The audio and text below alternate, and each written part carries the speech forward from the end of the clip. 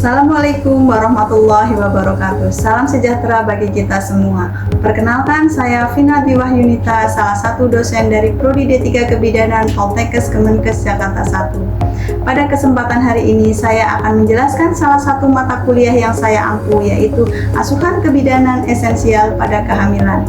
Mata kuliah ini merupakan mata kuliah wajib bagi mahasiswa semester 2 pada Prodi D3 Kebidanan Poltekkes Kemenkes Jakarta 1. Mata kuliah ini memiliki bobot SKS sebanyak 3 SKS teori dengan mata kuliah prasyarat, yaitu kebutuhan dasar manusia, konsep kebidanan, anatomi fisiologi, dan komunikasi efektif dalam praktek kebidanan.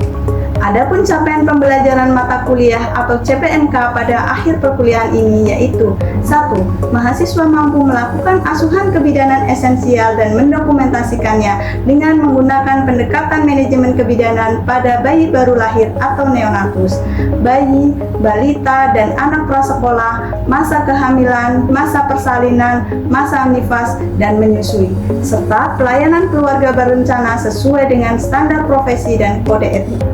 Yang kedua, mahasiswa mampu memilih berbagai metode yang relevan berdasarkan analisis data dalam asuhan kebidanan esensial, deteksi dini komplikasi atau penyimpangan, penanganan awal kegawat daruratan, dan rujukan pada maternal neonatal secara tepat sesuai standar profesi dan nilai-nilai profesionalisme. Yang ketiga, mahasiswa mampu menyusun laporan dari hasil kerja individu dan kelompok secara akurat, sahih, dan dapat dipertanggungjawabkan. Adapun pembelajaran mata kuliah ini dilaksanakan kurang lebih sebanyak 16 minggu efektif dengan 7 minggu dilaksanakan sebelum ujian tengah semester atau UTS, dilanjutkan dengan UTS, dan 7 minggu efektif dilakukan sebelum UAS, dilanjutkan dengan ujian akhir semester. Sistem pembelajaran mata kuliah Asuhan Kebidanan Esensial pada Kehamilan dilaksanakan dengan tatap muka yang mengutamakan peran dan keaktifan mahasiswa dalam proses pembelajaran atau dengan student center learning seperti collaborative learning atau case-based discussion. Adapun metode pembelajaran yang digunakan tergantung dari pokok bahasan pada mata kuliah Asuhan Kebidanan Esensial pada Kehamilan yang akan disampaikan. Misalnya, pada pertemuan pertama sampai dengan kelima lebih banyak kepada metode pembelajaran dengan blended learning, dan pertemuan selanjutnya sampai sebelum UAS lebih banyak kepada diskusi kelompok serta penugasan berupa studi kasus. Media pembelajaran dan sumber belajar yang digunakan adalah buku teks kebidanan terbaru, model pembelajaran, video demonstrasi klinis, manekin alat peraga, serta jurnal ilmiah atau artikel sesuai dengan evidence base dalam praktek kebidanan. Evaluasi hasil belajar mahasiswa dalam mata kuliah ini meliputi ujian tengah semester atau UTS dengan bobot 30%, ujian akhir semester atau UAS dengan bobot 30%, penugasan atau proyek dengan bobot 30%, serta penilaian sikap dengan bobot 10%, dengan total bobot penilaian sebanyak 100%. Ujian tengah semester dan ujian akhir semester bertujuan untuk menilai pencapaian kompetensi kognitif mahasiswa baik pada pertengahan maupun akhir semester. Penugasan atau proyek diberikan untuk mengukur kemampuan mahasiswa dalam mengintegrasikan teori dan secara kreatif dan aplikatif. Sementara itu, penilaian sikap, aspek tanggung jawab, kedisiplinan, etika akademik, kerjasama, dan keaktifan dalam proses pembelajaran maupun selama diskusi. Demikian informasi deskripsi mata kuliah Asuhan Kebidanan Esensial yang dapat saya sampaikan untuk mahasiswa Prodi D3 Kebidanan Poltekkes Kemenkes Jakarta 1. Berikut cuplikan video tentang proses pembelajaran tatap muka yang saya lakukan di ruang kelas dengan tema kebutuhan dasar ibu hamil tentang fisiologis dan psikologis pada trimester 1, 2, dan 3. Selamat menyaksikan. Assalamualaikum warahmatullahi wabarakatuh. Waalaikumsalam warahmatullahi wabarakatuh. Selamat pagi semuanya.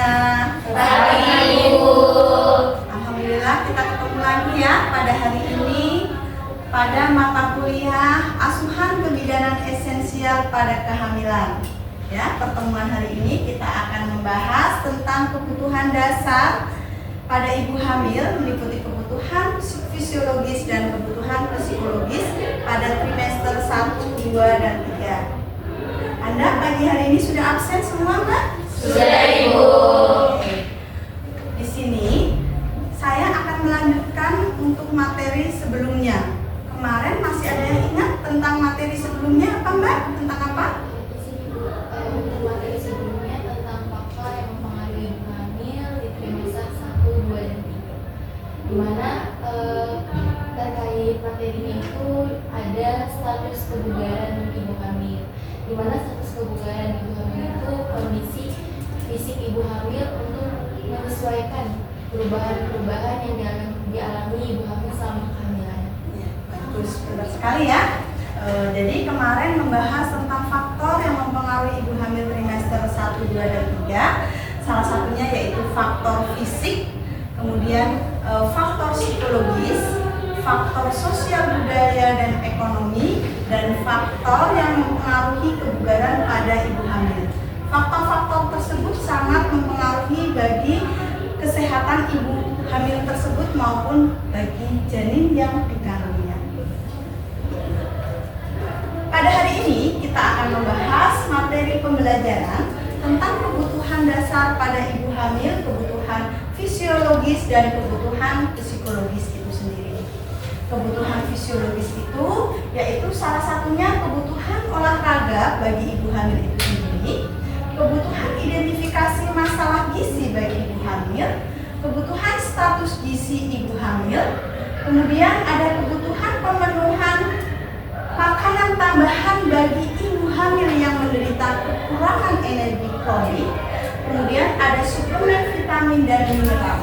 Kebutuhan-kebutuhan tersebut sangat diperlukan oleh ibu selama masa kehamilan.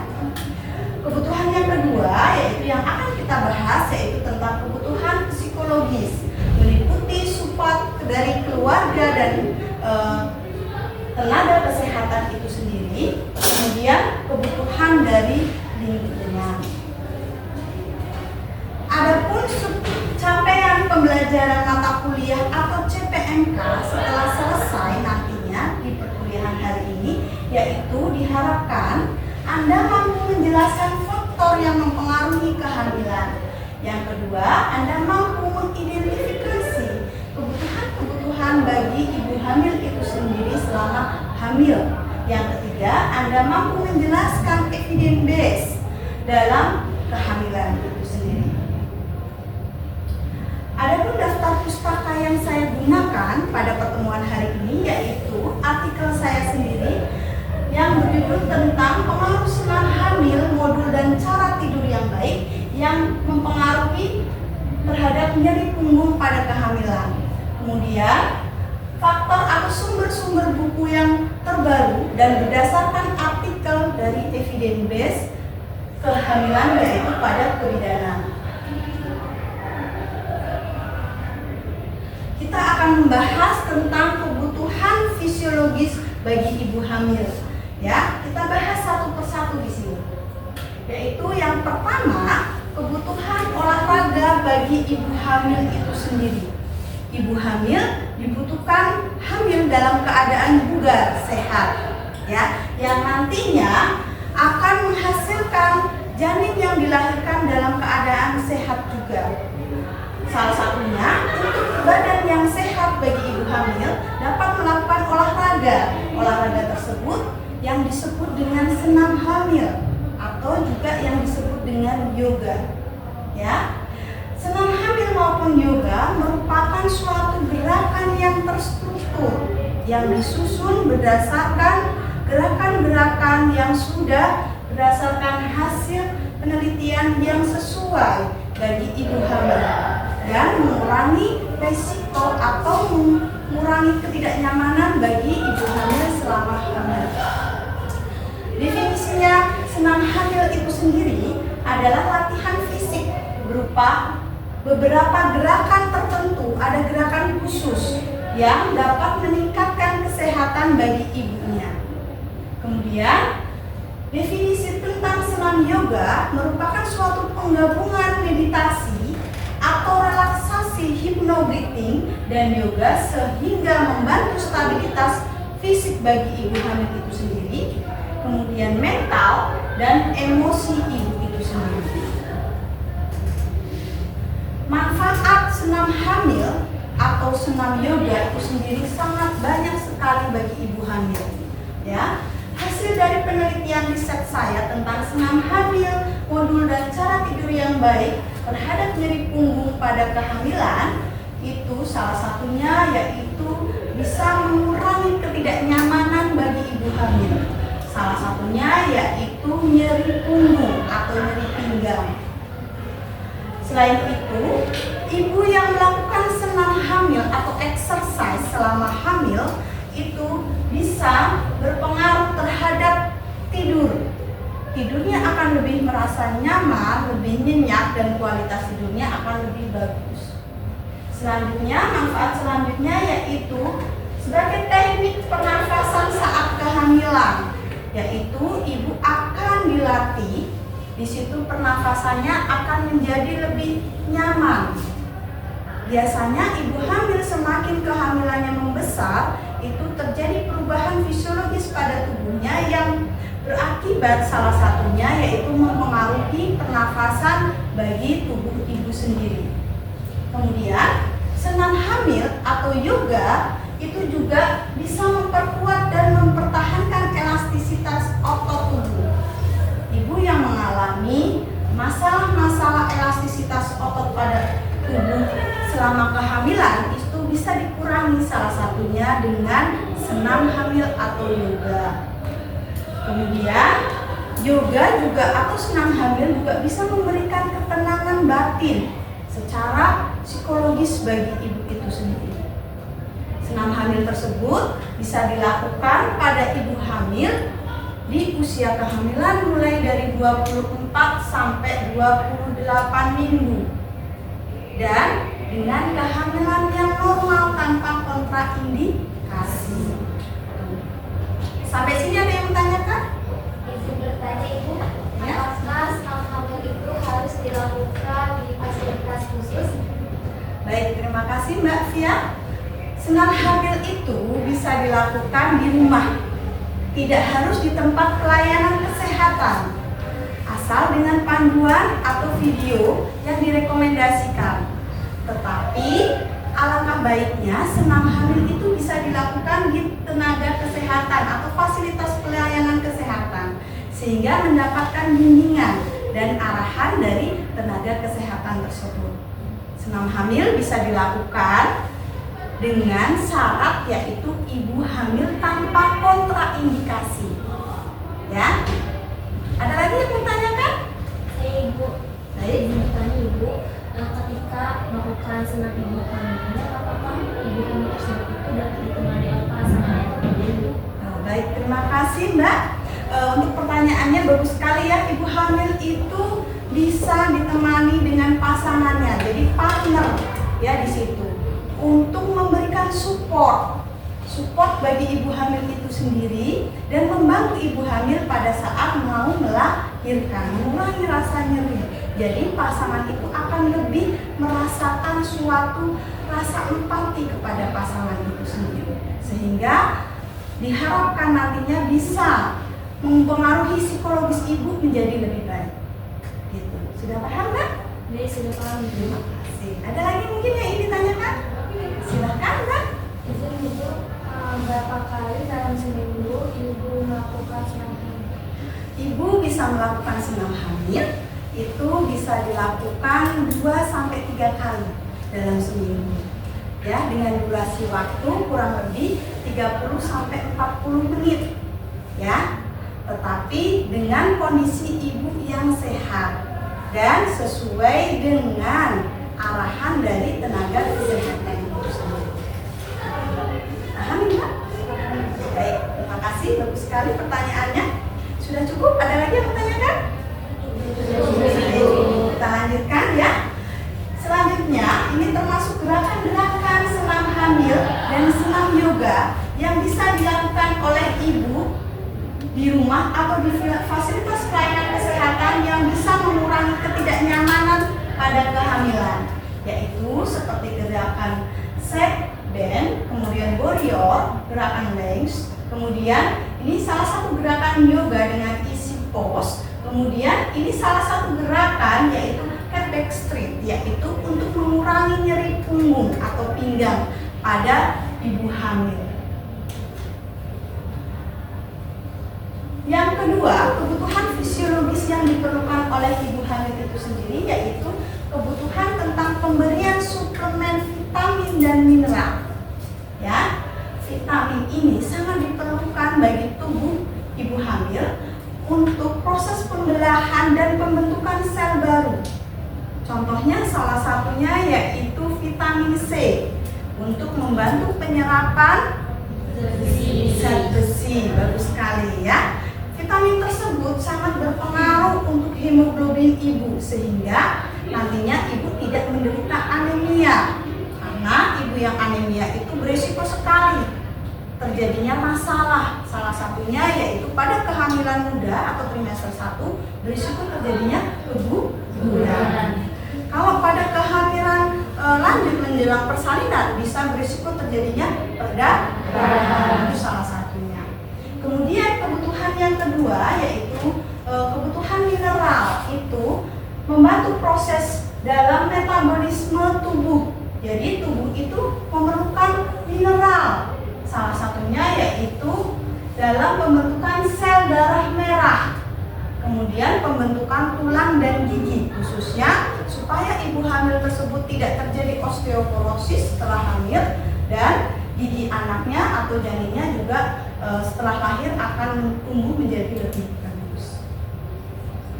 Kemudian yang ketiga, kebutuhan bagi ibu hamil fisiologis yaitu tentang identifikasi masalah gizi bagi ibu hamil itu sendiri.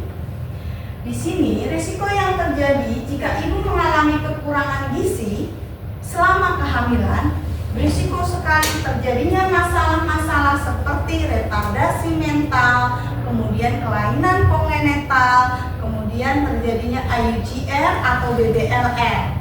Ya. Oleh karena itu, perempuan atau wanita hamil yang kekurangan zat gizi sebelum hamil atau selama hamil pada minggu pertama itu berisiko mengalami janin yang dikandungnya mengalami gangguan kerusakan pada otak dan sumsum tulang. Kemudian di sini yang keempat, kebutuhan yang keempat bagi ibu hamil itu sendiri yaitu tentang penentuan status gizi bagi ibu selama kehamilan. Ya, status gizi bagi ibu hamil itu bisa dilakukan dengan pemeriksaan. Ya, salah satu pemeriksaan yaitu dengan melakukan pengukuran lingkar lengan atas atau lila. Lila yang normal bagi ibu hamil yaitu lila yang lebih dari 23,5, lebih dari atau sama dengan 23,5 cm. Ibu hamil yang lilanya kurang dari 23,5 cm itu berisiko terjadinya KEK. Kemudian penentuan status gizi ibu hamil yang kedua dengan mengukur berat badan selama kehamilan. Jadi ibu hamil selama hamil itu harus rutin mengukur berat badannya. Makanya dianjurkan pada saat pemeriksaan antenatal care, ibu hamil diperlukan untuk melakukan pemeriksaan fisik, salah satunya yaitu pemeriksaan berat badan bagi ibu itu sendiri. Yang ketiga yaitu pengukuran hemoglobin HB. Ibu hamil juga perlu dicek HB-nya. Jangan sampai terjadinya anemia. Berbahaya sekali bagi ibu hamil trimester 1 apabila HB-nya kurang dari 11 gram persen. Dan trimester 2 HB-nya kurang dari 10,5 gram persen, serta pada trimester ketiga dengan HB kurang dari 11 gram persen. Kemudian status gizi selanjutnya itu bisa dinilai yaitu dengan melihat ibu tersebut bagaimana konsumsi makannya. Biasanya hal tersebut menggambarkan kecukupan gizi atau atau jumlah makanan pada ibu hamil selama hamil. Sampai situ ada yang menanyakan? Ya, silahkan. Apakah ibu hamil selama hamil perlu meningkatkan porsi makannya menjadi 2 kali lebih banyak? Baik, terima kasih kan, pertanyaannya bagus sekali nih. Banyak sekali ibu hamil yang menanyakan, apakah selama hamil ibu itu perlu makan yang banyak, porsinya ditingkatkan, gitu kan ya? Sebenarnya bukan masalah porsi, kuantitas tidak, ya, tetapi kualitas makanan yang dikonsumsi selama hamil. Kuantitas itu diperlukan, tetapi lebih dioptimalkan yaitu pada kualitas kecukupan gizi, karena itu nantinya untuk pertumbuhan dan perkembangan janin yang ada dalam kandungan. Lebih baik makan porsi kecil tapi sering, tetapi dengan kualitas makanan yang bergizi, daripada ibu hamil dengan makan porsi besar tetapi kualitasnya kurang memenuhi gizi. Sampai situ paham kan? Baik, Pak Ibu, terima kasih. Ya, sama-sama. Nah, lanjut. Di sini yaitu kebutuhan yang kelima, kebutuhan fisiologis bagi ibu hamil, yaitu tentang pemenuhan makanan tambahan, pemberian makanan tambahan bagi ibu hamil yang mengalami KEK atau kekurangan energi kronik. Ya, KEK itu salah satunya dinilai dengan mengukur lila. Berapa tadi lilanya yang mama? Pinter sekali. Jadi lebih dari atau sama dengan 23,5 cm. Ya. Biasanya masalah-masalah KEK tidak terjadi secara instan. Ya. Masalah KEK itu biasanya terjadi karena adanya masalah gangguan kesehatan yang menahun. Ya. Apa yang kita lakukan sebagai tenaga kesehatan apabila ibu mengalami KEK, yaitu dengan memberikan makanan tambahan, pemberian makanan tambahan bagi ibu hamil. Makanan tambahan itu yaitu makanan berupa suplemen gizi, biskuit yang difortifikasi dengan vitamin dan mineral. Jadi mengandung energi, vitamin, protein, mineral yang dibutuhkan oleh tubuh, yaitu oleh ibu hamil itu sendiri maupun oleh janin yang dikandung. Sekarang kebutuhan ibu hamil yang kedua yaitu tentang kebutuhan psikologis. Ya, kebutuhan psikologis yang pertama yaitu tentang support keluarga dan sibling. Ya, ibu yang hamil biasanya terjadi hamil anak lebih dari satu. Anaknya mengalami terjadi ketidakterimaan terhadap adiknya yang nanti akan lahir. Itu yang disebut dengan sibling. Jadi adanya saingan, ya, rival, yang itu harusnya disampaikan oleh keluarga dengan kita memberikan edukasi supaya janin yang dilahirkan itu diterima oleh saudaranya. Jadi saudara sudah siap ketika menerima adik yang akan dilahirkan nantinya. Kemudian support keluarga yang kedua yaitu dengan memberikan perhatian dan menjadikan ibu merasa bahagia selalu. Ya. Jadi itu yang salah satunya diperlukan ibu selama hamil. Karena ibu yang stres, ibu yang sedih akan mempengaruhi janin yang akan dilahirkan. Kebutuhan psikologis yang kedua yaitu tenaga kesehatan. Ya, peran tenaga kesehatan itu sangat penting bagi ibu hamil itu sendiri.